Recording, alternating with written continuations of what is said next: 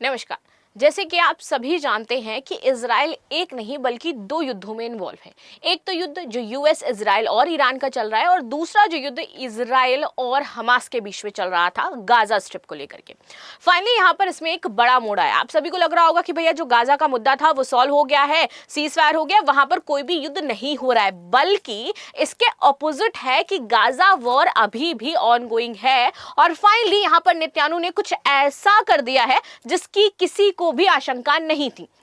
अच्छा, ऐसा किया क्यों है? इनकी हिस्ट्री बताती है कि इनको जो चीज बुरी लग जाती है या जो इनको लगता है कि इनके लिए थ्रेट है तो उसका ये बदला पूरी तरह से लेते हैं और इन्होंने हर बार ऐसा किया है। यानी कि इजराइल की हिस्ट्री युद्ध को हमेशा जीतने की रही है। पहले तो हम सभी जानते हैं कि हमास को लेकर के चर्चा क्या है। तो भैया जो 2007 में इन्होंने बॉम्ब ब्लास्ट किया था और जो इजरायली उसमें मारे गए थे, इसका बदला ये हमास से ले रहे थे गाजा स्ट्रिप को लेकर के। अभी फाइनली इन्होंने क्या किया है, गाजा के 70% हिस्से पर कब्जे का आदेश दे दिया है। नेतन्याहू ने बोला है कि हमास के खात्मे तक युद्ध जारी रहेगा। अगर आप लोगों को ये लग रहा है कि युद्ध बंद हो चुका है तो नहीं, ये युद्ध कंटिन्यू है और आगे कंटिन्यू रहेगा अनटिल अनलेस। अभी तक इन्होंने 50% कब्जे की बात करी थी, 50 से ये 70 हो गया है और इनका मोटिव ये है भैया 100% मुझे गाजा चाहिए और इसको ये कर लेंगे anyhow because this is about history and that's why ये चीजें हुई हैं। अब बात ये आ जाती कि यूएस ने जो युद्ध विराम करवाया था उसका क्या, और इतने जो 12 पॉइंट में 15 पॉइंट में चीजें निकल करके आई थी उसका क्या आखिर? क्या ये सिर्फ एक दिखावा था?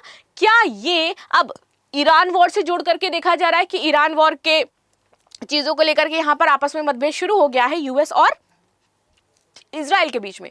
तो क्या इसकी वजह से कुछ चीजें नजर आ रही हैं? तो इसको भी हम यहां पर समझेंगे।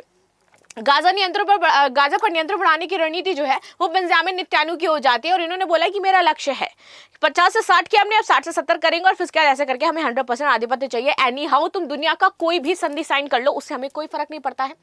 ये कदम तब उठाया गया है जब युद्ध विराम की शर्तें लागू हो चुकी थी, बात हो चुकी थी कि 50-60 कैसे क्या चीजें होनी है। क्षेत्रीय तनाव और मानवीय संकट की आशंका अब और भी ज्यादा हो गई है कि एक तरफ यहां पर इजराइल क्या कर रहा है, ईरान के साथ मिलकर के यहां पर युद्ध लड़ रहा है और दूसरी तरफ एक जो टू फ्रंट वॉर है वो इजराइल ने छेड़ दिया है खुद से ही कि भैया वो तो हमें चाहिए, ये भी हमें चाहिए ही चाहिए एनी हाउ। चलो आगे आ जाते हैं और थोड़ा सा देख लेते हैं कि इन्होंने क्या क्या किया। गाजा में जो भी आपके लीडर्स थे, बड़े लीडर्स थे, इन सब की हत्या कर दी गई, चाहे पर आपके मोहम्मद दीफ हो, चाहे आपके हयतुल्लाह खलीफत हो जिनको अबू ओबैदा बोला जाता था, चाहे वो रफा सलेमान हो, चाहे वो मोहम्मद ओदे हो, इन सबको इन्होंने खत्म कर दिया। रास्ते से जितने भी बड़े लीडर्स थे वो खत्म हो चुके हैं। प्रारंभिक चरण और विभाजन की अगर हम बात करते हैं फ्रॉम 1917 टू 1948 क्या चीजें रही हैं, तो बल्फोर घोषणा एक है जो बहुत ही ज्यादा, बाल्फोर भी इसको बोलते हैं, जो बहुत ही ज्यादा प्रचलित रही। ब्रिटेन के विदेश मंत्री थे आर्थर बाल्फोर। इन्होंने एक पत्र के माध्यम से यहूदी के लिए फिलिस्तीन में एक राष्ट्रीय घर के निर्माण के समर्थन की घोषणा करी थी कि हम आपको ये क्षेत्र देते हैं और आपका राष्ट्रीय घर यहां पर बनाएंगे। ठीक है, तो अगर हम इतिहास में जाने तो वो जो फिलिस्तीन क्षेत्र है वो है ही यहूदियों का, यानी कि वो इजराइल का क्षेत्र है। ये एंशिएंट में एक घोषणा पत्र है, उसके थ्रू प्रूफ होता है। ठीक है, अब देखो यहां पर लिखा गया था कि ब्रिटेन सरकार फिलिस्तीन में यहूदी लोगों के लिए एक राष्ट्रीय घर की स्थापना के पक्ष में हो जाती है। 2 नवंबर 1917 की ये बात हो जाती है। नाउ इस घोषणा का परिणाम ये हुआ कि यहूदी समुदाय में आशा और समर्थन बढ़ा और स्थानीय अरब समुदाय में चिंता हो गई क्योंकि उनमें विरोध की भावना आ गई। अरब समुदाय था उसने विरोध करना शुरू किया कि नहीं भैया ये तो हमारा क्षेत्र हो जाता है, कैसे आप हम यहूदियों को यहाँ पर पूरा जो क्षेत्र है वो दे देंगे। 1947 यूएन में विभाजन में योजना आती है, फिलिस्तीन को 2 राष्ट्रों में जो 2 स्वतंत्र राज्य इसमें विभाजित करने की बात कर दी गई। यहूदी राज्य जो कि हमारा भूमध्य सागर वाला क्षेत्र हाइफा वाला हो जाता था, अरब राज्य भूमध्य सागर वाला, और यरूशलेम को अंतर्राष्ट्रीय यहाँ पर नियंत्रण प्राप्त कर दिया गया। यहूदियों ने इस योजना को स्वीकार किया और अरब देशों ने इस योजना को खारिज कर दिया कि हम नहीं मानते हैं, और इसके बाद चीजें आपके और भी ज्यादा वर्स्ट होती हुई नजर आई। इजराइल की स्थापना होती है और प्रथम युद्ध यहीं से शुरू हो जाता है। 14 मई इज द टाइम 1948 जब इजराइल को स्वतंत्र राष्ट्र घोषित किया गया। इसके तुरंत बाद मिस्र, जॉर्डन, सीरिया, इराक और लेबनान ने इजराइल पर हमला किया और ये युद्ध लगभग 1 वर्ष तक चला। युद्ध के बाद इजराइल ने यूएन योजना में अधिक क्षेत्र पर कब्जा कर लिया और युद्ध विराम के परिणाम स्वरूप 1949 में यहाँ पर देखोगे ये पूरा कब्जा इजराइल ने इस क्षेत्र तक कर लिया था, जिसमें आप देखोगे गाजा पट्टी वाला ये जो क्षेत्र है नीचे आपको दिखाई दे रहा है, ये मिस्र के नियंत्रण में रहा।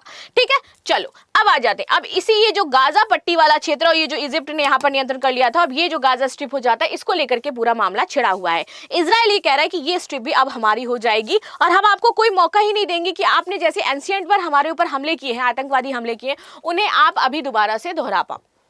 ठीक है, चलो आगे आ जाते हैं, आगे बात करते हैं इनके इतिहास में कैसे, मैंने आपको बताया ये संबंधित है कि जब भी ये युद्ध लड़ते वहां जीत करके ही आते हैं। इन्होंने समझौता कभी नहीं किया, इन्होंने हार भी कभी नहीं मानी है और पूर्णतः स्वतंत्र होकर के आए हैं। चाहे आप देखो 6 डे वॉर, जब इजराइल ने मिस्र, जॉर्डन और सीरिया को हराया था और युद्ध में इजराइल ने निम्न क्षेत्रों पर पूर्णतः कब्जा किया था, नहीं छोड़ा था। चाहे आप देखोगे ओस्लो युद्ध, जहां पर इजराइल और फिलिस्तीन मुक्ति संगठन के बीच ऐतिहासिक समझौता होता है और फिलिस्तीन प्राधिकरण की स्थापना कर दी जाती है, यहां पर भी इन्होंने अपना क्या किया, आधिपत्य स्थापित किया ना। और इसके बाद 2005 में गाजा से इजराइल की वापसी, ये भी आपको देखने को मिलेगा कि कैसे वापसी से पहले चीजें थी और वापसी के बाद 2005 में आपको क्या समझ में आया, जहां पर उन्होंने हवाई क्षेत्र, समुद्री मार्ग, सीमाएं, ये सब कुछ आवंटित कर दिया। यानी कि ये स्टार्टिंग से जिन्होंने अपना मोटिव बना रखा था कि भैया ये क्षेत्र मेरा है, वो मेरा रहेगा और किसी भी तरह हम इसे लेकर के रहेंगे। Israel target Hamas military chief who led intel during October 7 attack, और जो अक्टूबर 7 को ये अटैक किया गया था उसके बाद ये पूरी प्लानिंग और प्लॉटिंग शुरू करते हैं। प्राइम मिनिस्टर ऑफ इजराइल की तरफ से ये नोटिस जारी किया जाता है और कहा जाता है कि हम जल्द से जल्द आपको इसका जो जवाब है वो देंगे और आपको चीजें भुगतनी पड़ेंगी। अक्टूबर 7 2023 में अटैक हुआ था, नॉट 2007, शायद मैंने गलती से बोल दिया था, वहां पे 2007, तो 7 अक्टूबर 2023 को यहाँ पर अटैक किया जाता है, ठीक है, हमास के द्वारा, जहां पर 1200 से अधिक लोग जो थे वो चीजें टारगेट हुई। कोस्टल रोड मस्केरा हुआ, मॉड मस्केरा हुआ, पार्क होटल मस्केरा हुआ और लर्ट पॉइंट मस्केरा हुआ, और इस तरीके से पॉपुलर ऑपरेशन भी चलाए गए जहां पर इनको धराशाही किया गया ना। अब देखते हैं बात क्या हो जाती है, क्यों इतना ज्यादा प्रॉब्लमेटिक है चीजें। और बियॉन्ड हमास की अगर हम बात करते हैं, militant and terrorist groups involve October 7 attack in Israel, उसमें आपका अल अक्शा मिस्ट्रेट ब्रेस था, communist democratic front for liberation of Palestine था, पैलेस्टाइन इस्लामिक जिहाद था, पैलेस्टाइन मुजाहिदीन मूवमेंट था, पॉपुलर रेजिस्टेंट कमेटी थी और is all Deen of Kuwait था। और इसीलिए आपको समझ में आएगा कि क्यों फिलिस्तीन को लेकर के जो इजराइल हो जाता है इतना ज्यादा कंसर्न, उसने बोला था कि भैया हम पूरी तरीके से खत्म कर देंगे हमास को भी और फिलिस्तीन को भी, उस पर हमारा पूरी तरीके से अधिकार होगा। और इस तरीके से अब इन्होंने डबल फेंसिंग कर रखी है। यहाँ पर ये हमारा ये जो क्षेत्र हो जाता है रेड कलर से डबल फेंसिंग है, यहाँ पर आपका कंक्रीट वॉल बिछा दिया है, steel wall build by Egypt उसको ये ब्लॉक कर रहे हैं, बफर जोन बना दिया और डेंजर जोन इन्होंने इस तरीके से घोषित करके धीरे धीरे आगे बढ़ते जा रहे हैं, जिसपे इनको 70% का पूरा अधिकार, जो एक्चुअली 50 से 60 हुआ था और 60 से अब 70 हुआ है, अब इनको पूरा 100% चाहिए यहाँ पर। आगे आते हैं, Hamas official claim terror group ready to hand over small weapons relief from Gaza police in NYT. यहाँ पर कुछ समय के लिए ये रेडी हुए थे कि भैया हम आपके जितने भी वेपन्स हैं वो दे देंगे आपको, हम भी शांति चाहते हैं, हम भी नहीं चाहते कि युद्ध आगे तक चले, लेकिन इजराइल ने नहीं माना। इजराइल ने बोला कि तुम कुछ भी करो लेकिन हमें क्या चाहिए, हमें तुम्हारा क्षेत्र चाहिए और वो एनी हाउ कैसे भी करके हम लेकर के रहेंगे। और ये जो टेरर ग्रुप्स हो जाते हैं, ये सिर्फ ऐसा नहीं है कि जो हमास है वो फिलिस्तीन या फिर अन्य क्षेत्रों या फिर इजराइल में ऐसा कुछ काम कर रहा है, भैया ये इंटरनेशनली जो टेरर ग्रुप हैं वो बनाए गए हैं और ये इंटरनेशनली जो टेररिज्म है वो फैलाते रहते हैं, ठीक है। तो ये इनका काम हो जाता है। अगर मैं बात करूं कि दे आर टेररिस्ट, तो या दिस इज एक्चुअली ट्रू कि दे आर टेररिस्ट। और इन्होंने इंटरनेशनली भी बहुत जो नेशंस हो जाते हैं जहां पर अटैक हुए वहां पर इनके इंटेल पाए गए हैं और इस वजह से इनको टेरर ग्रुप भी घोषित कर रखा है बहुत सारे देशों ने। जिस पर आप सभी की क्या राय जरूर बताइएगा। मिलते हैं नेक्स्ट क्लास में, तब तक के लिए धन्यवाद। लाइक शेयर सब्सक्राइब करना बिल्कुल भी ना भूलें and thank you so much.